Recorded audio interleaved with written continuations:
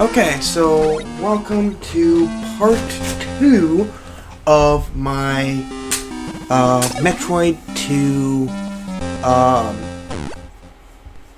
Return of Samus playthrough. So one of the interesting things I'm doing with this particular episode compared to the last two, because it's so much harder for me to get the audio to actually work, the footage you're seeing is already recorded as I'm recording a voiceover for this.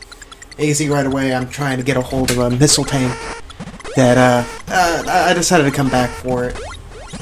But we're gonna try and finish, well actually we are gonna finish Area 3 and then a little bit more in this episode. So there's a Gammon right below me and I noticed it and I was like, oh okay, missiles.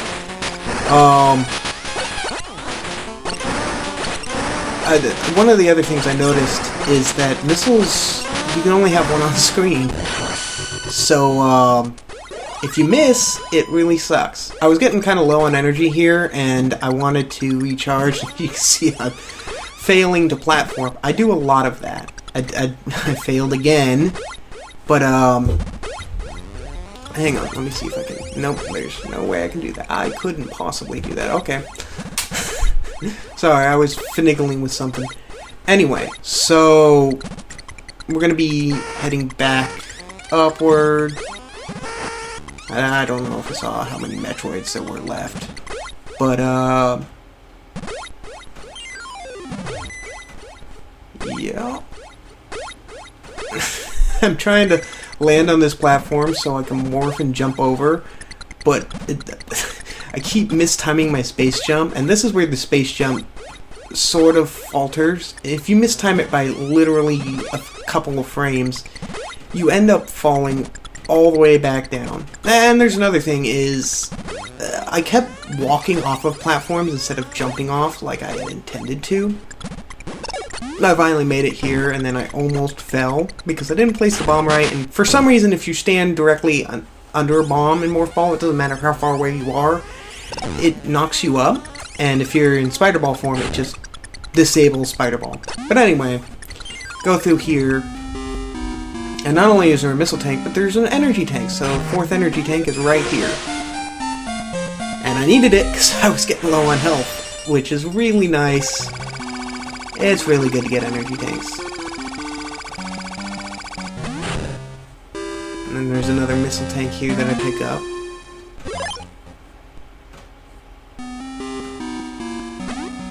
And now we're all set to leave the ruins section of Area 3. I have a bit of trouble getting out of this particular spot here.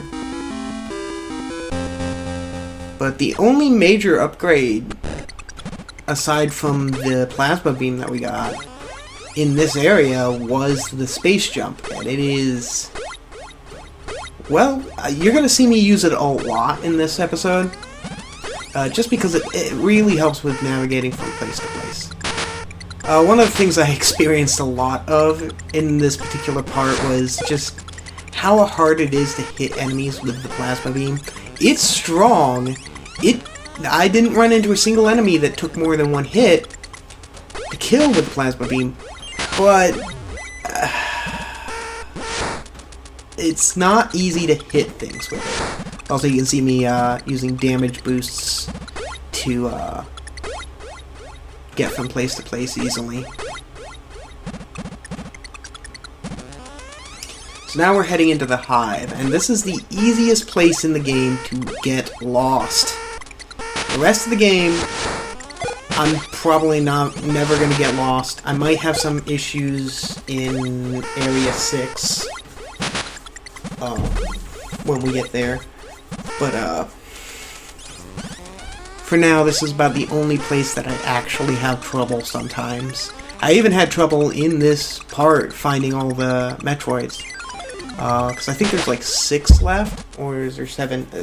There's still quite a few Metroids in this area to kill, and it's rather annoying. I missed the save station, so I was like, crap, I'm gonna damage boost to get back up here and save, because if I die down here, I don't want to go walking all the way back save every time you run across the save station, unless you intentionally want to lose progress.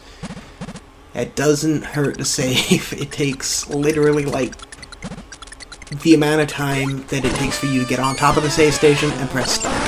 And that's it. It's unlike the other save stations in this franchise. The saves in this game are lightning fast. I don't want to say single frame, because honestly I couldn't tell you if it is, but that's what it seems to be for me. But anyway, as I'm navigating around here, I wanted to explain a little bit more of the reasoning behind why I'm doing the voiceover instead of just playing the game like normal. My audio, because the game is so loud, and because the way I record things, my voice is part of like the actual game audio as far as like my recording program is concerned.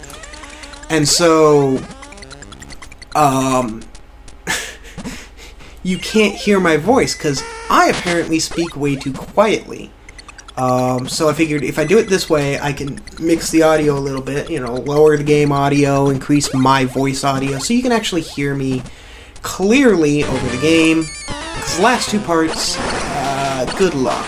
I had a bit of difficulty with the NES Metroid, but it wasn't nearly as bad as this Metroid game at all.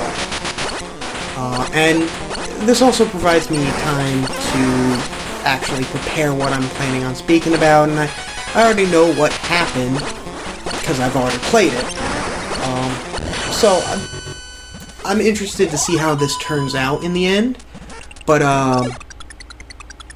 if this is something you guys are interested in trying, interested in me continuing to try, let me know in the comments if this video turned out great, or if you wanted me to go back to the other style. But here you can see there's these little mechanical bolts, and this is literally the one reason that I would have to pick a different beam besides plasma beam. These guys, they're so hard to hit unless you're directly above them or directly below. I got stuck in that little corner by that one dude, and he hit me like twice.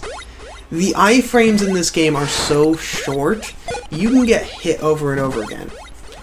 Now, I was mentioning in the previous part that there were 2 Metroids in Area 3 that I constantly missed, and they're up here, in these rooms here. The missiles don't go through that mesh, so you have to sort of destroy some of the mesh.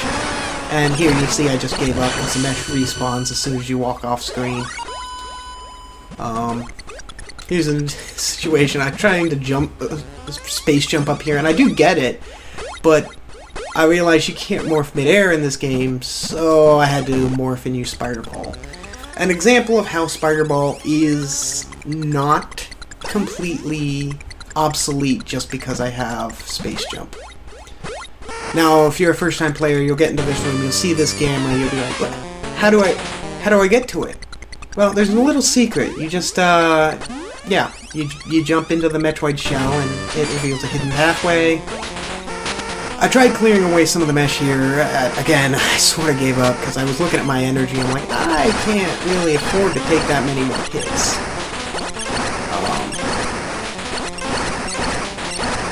Another thing worth noting is you'll notice my missile count is slowly draining. This game provides you with a lot of missile tanks really early, but enemies don't tend to drop missiles very often, and so you're forced to pretty much rely on the missile refill stations, which are in various locations, and I don't think there is one in this particular Metroid Hive, so fair warning. Be careful with your missiles. Here I got stuck in here and I just had to use Spider Ball to get out. There's a lot of situations where you might think you're stuck, but you could just Spider Ball to get away from wherever you think you're stuck. And now we're heading off. I think there's like 2 Metroids left at this point. And I'm trying to figure out where they're at. I thought there might have been a Metroid in there. This room, I was like, is there a door on the right? I can't remember. No, there's not. You just gotta go all the way down to the bottom and through the path on the left. And I was like, is the Metroid up? No, it's not up. It's actually down. It's very much down. But I didn't know that. I remembered there was a Metroid in this room, but I was like, where is it? Then I went down, and I heard the Metroid sound right here. And I was like, oh, there's the game. And the game actually started to really wail on me here. He knocked me down, and I was like, ah, crap. Well, fortunately, I stand corrected when I said that enemies refill their health when they go off screen. They do not. They just stay in place. I think they refill if you go to a different map. I remembered that there was something hidden down here, but I couldn't remember what it was. And then I scrolled to the right here and found, ooh, an energy refill station. That's nice. I really needed that. Because I was about half health, and I still had another Metroid I had to take out, and I had no clue how far I'd have to go before refilling my energy. So I decided to head up here. I was worried that I had missed something, because I was like, there's one Metroid left. Where is it? And I hadn't missed it. It's in here. I was like, okay, maybe it's in the ceiling here. So I went up, and no, there's spikes on the ceiling. And then I came in here. I'm like, oh, there it is. Great. I don't have to worry about getting lost down here and trying to hunt for hours to find a Metroid. When I first played this game, I literally spent hours in just this one area looking for 2 Metroids, and they were the ones in the ceiling that I was talking about earlier. And I remember those 2 Metroids, but then when I played the next time, I ended up not knowing where one of the other Metroids was, and I was like, ah. So you get the rumblies here, so Area 4 is now available. And so we're going to be heading that way. But while we're on the way, I'm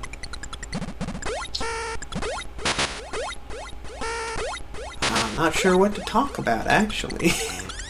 I'm going to go ahead and save here. We're about to enter an area that is a bit different from the areas that we've been in so far. Area 4 is tiny.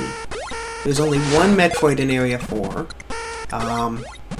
And most of Area 4 is just a straight path to that Metroid and then a straight path back out of Area 4. Which makes Area 4 a very, very fast area. You'll notice that the acid's still here, so we gotta keep going past it. One other thing I will note is I do appreciate that they stuck to the color palette that the official remake of this game used for the acid. As great as AM2R was, and I may play that, I don't know, depends on how things go. As great as that game was, it had issues. It occurs to me now, looking at the screen size, I was wrong when I said you could carry 7 energy tanks in this game. You can only carry 5, which is worse than the first game. But hey, at least I'll have the same amount of energy that I had in the first game. So you reach another acid pit, you go past that one. You'll notice the Metroid shell there. And here's the section that is a long build-up. You see I paused to show that there's one Metroid left in this area. Long build-up with these enemies that have a very high chance of dropping large energy.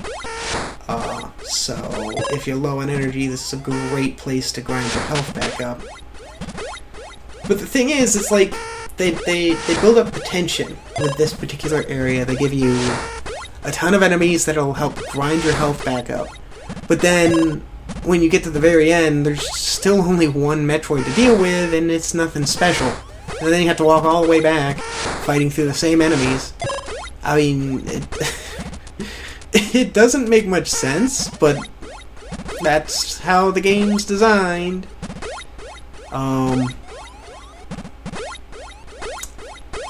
So we're gonna fight this one Metroid over here. You got long tunnels.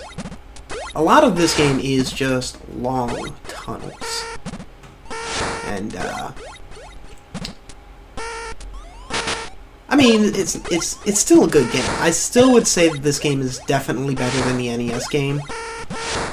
Which is not something that I think most Game Boy games are known for being. You know, I don't think when you think of Game Boy, you think of, oh, this game's gonna be better than its NES counterpart. You think it's gonna be a cheap port or a cheap rendition of it that just allows you to play the game, sort of play the game on the go. The developers for this game really put effort into making this game better than the NES game, and I say they did an amazing job. This game is a great game, and I'd highly recommend, if you feel like playing any of the Metroid games, I would highly recommend that you do give this one a try. You don't have to beat it. You don't have to beat any of these games, but definitely I would recommend giving it a go. It's not even really hard, as long as you're, like, you know, moderately paying attention to where you're going and what you're doing. The biggest challenge this game has is that, well, it's easy to get lost in certain areas and not know where you're going. It's definitely a lot easier to navigate this game than the first one, but man, it is. Oh, some places in this game just are very, very hard to figure out where to go. And it would help so much if the game had a map. So anyway, now that Area 5 is available, we're going to head to Area 5. And just like Area 4, Area 5 is also a very small area, this time with only 2 Metroids in it. 1 Alpha and 1 Gamma. Which reminds me, it's been a while since we fought an Alpha Metroid, so we're going to have fun with that one. So you head back, you'll notice that the acid pit that was there is still there. But you head all the way back to that first acid pit after you left Area 3. And, well, you'll see. I still don't understand this crisscrossy room here. Ow. I just accidentally punched my desk. I do that a lot. I accidentally punch things. But you notice the acid here is now gone, so we can head into Area 5 here.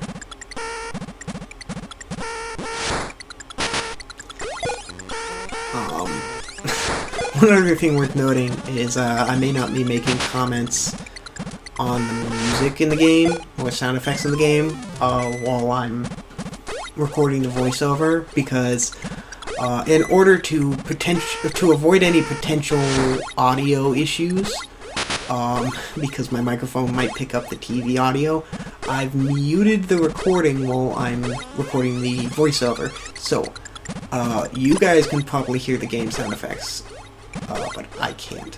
I armed missiles because I saw the Metroid shell and I was like, oh, there's going to be a Metroid in this room. No, not yet. Keep going. And now we're entering a room that's sort of like trying to showcase how useful the space jump is. Like, you're supposed to, like, use these guys as platforms to get across the gap. Not only can you just jump through that acid, as long as you're not staying in acid for too long, it doesn't do a ton of damage. But you can also space jump over the entire room, so you can just ignore those guys. So anyway, here's the Alpha. He's, pretty good at beating me up, but he's still an Alpha, and he's goes down. 14 Metroids left. I saw this little crevice, and I was like, is there something over here? I remember there was something in this room somewhere. And I was right to think that there was something in the room, but I was on the wrong side of the room. Energy refill station. Always love those. It's at this point that I looked at my missile count and I was like internally screaming because I have 17 missiles left. I was thinking, oh crap, there's one Metroid left in the area. If it's an alpha, I can probably take it out with 17 missiles, but I don't know. And so with fear in my heart, I kept progressing onward. And, well, I'm here now, so you pretty well know that I must have succeeded, right? I totally didn't go into this Metroid fight with 4 energy tanks and die, right?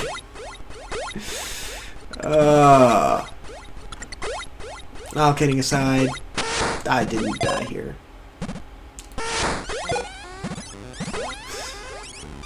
I mean, how could I? I've got 4 full energy tanks. This room sort of, like, it's the same as the other room, but these blocks, these guys or blocks or whatever you want to call them, keep reappearing and disappearing in place. Again, it's like the game wants you to use them as platforms, but I just space jump over all of them, and it works out just fine. So, good. I noticed this missile refill station. I was like, oh, I need that so much. I panicked so much about it that I activated Spider Ball and laid a bomb trying to get over to it. But yeah, it also reveals that I have a maximum of 200 missiles now, which means that there's only 5 missile tanks left in the game. Its actual maximum missile count is 250.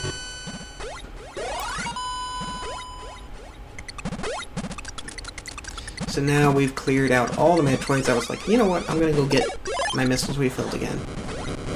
The Rumblies are coming, and that means Area 6 is now available to go to. And you'll remember I mentioned Area 6 was going to be one of the areas that I might potentially get lost in. And I only say potentially because it's not a hard area. It's just one of those areas, like in Area 3, where you have a bunch of Metroids you have to take out, and it's pretty easy to forget which rooms you've been to, which rooms you haven't been to. It's a whole thing. Another thing worth noting is that in Area 6 we'll be getting my favorite upgrade in the game, and if you watch my playthrough of the first game, you'll remember this upgrade as the most overpowered upgrade.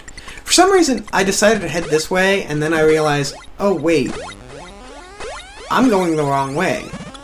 Yeah, that's the moment I realized right there. I was like, oh, I'm going the wrong way. Hang on, let me turn around. Let me go head back.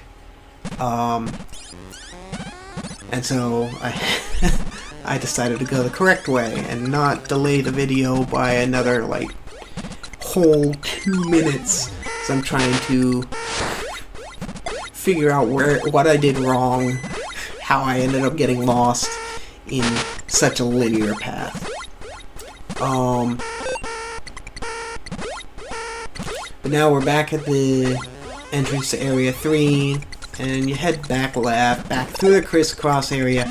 You have to go through this crisscross area like 6 times, if you're counting the back and forth.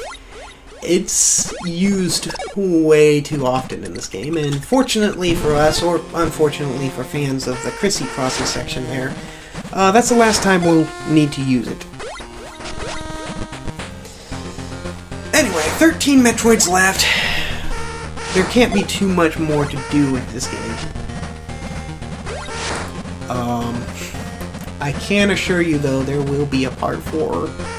This game is slightly longer than the first game. And that's mostly due to the fact that it's a linear game now, and they focused on the fact that by making it the map design linear, they can make the game last longer by just forcing you to take a path that, you know, limits what you can do. This game is one big fetch quest. you have to destroy all the Metroids in order to beat the game. And so that would be like the equivalent of Metroid 1 telling you you had to find all the missile tanks and all the energy tanks in order to be able to enter Torian and end the game. Which is why this game is so much longer, because you have to go hunting all the Metroids down. These, I believe, are the first they're the first missile blocks in the franchise, and I think they're the only missile blocks in this game. A missile block is, well, a block that has to be destroyed by a missile. So, there's that. You're going to be seeing a lot more of those when we get to the Super NES game and the GBA games, and even some of the more updated 2.5D games.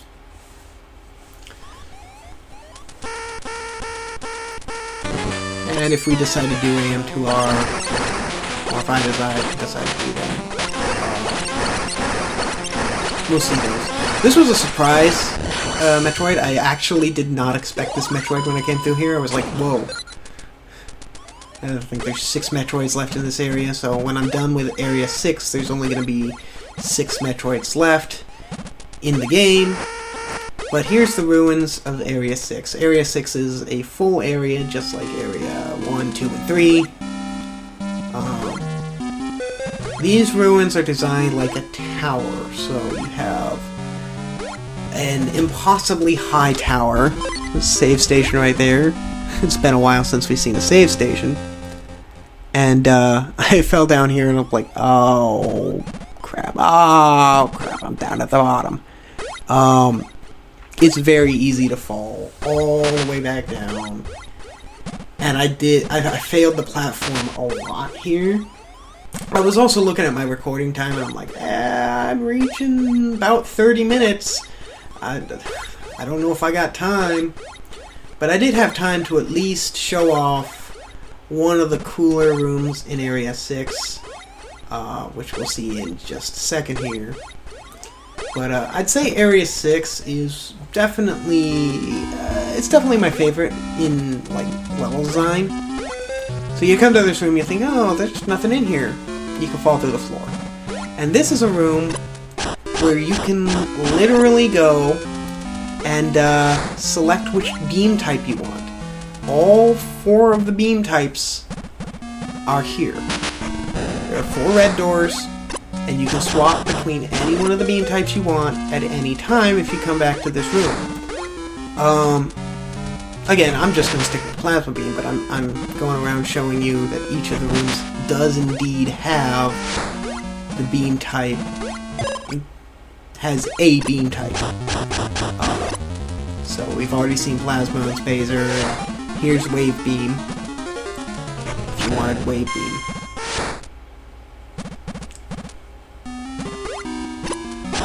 And you want to go in here, and there's ice beam. So then I wanted to head back up, and I had difficulty space jumping. Again, space jump is nice in this game, but it is clunky. I think between this game and Metroid Prime 1 and 2, well, not 1 and 2, 2 and 3, those are the most clunky space jump mechanics for, like, timing things. And I was also looking at the time here, and I'm like, I don't have time. I'm gonna run out of time here. So I wanted to at least reach the top of the tower here. I was thinking maybe there was one more door with an upgrade in it, but I was like, oh no, this is the top of the tower. Okay. And now this is a puzzle down here that's just like, you're dropped into a dark room. You have to figure out where you're at. And fortunately, you can lay bombs to help you get a general idea of what direction you're able to go. I kept, for some reason, activating Spider Ball there's a missile tank down there. How do I get that? And then I head to the left, and then I fell. I was like, oh, hey, I fell, okay. And then I was like, okay. I dropped down here. Then I was like, oh, there's a wall here. Okay, no, I'm able to go to the right, and I got another missile tank. And I just have to wait. No, go away. Sorry, that was a scam call. Anyway, so this is where I ran out of time, and I'll see you in part 4.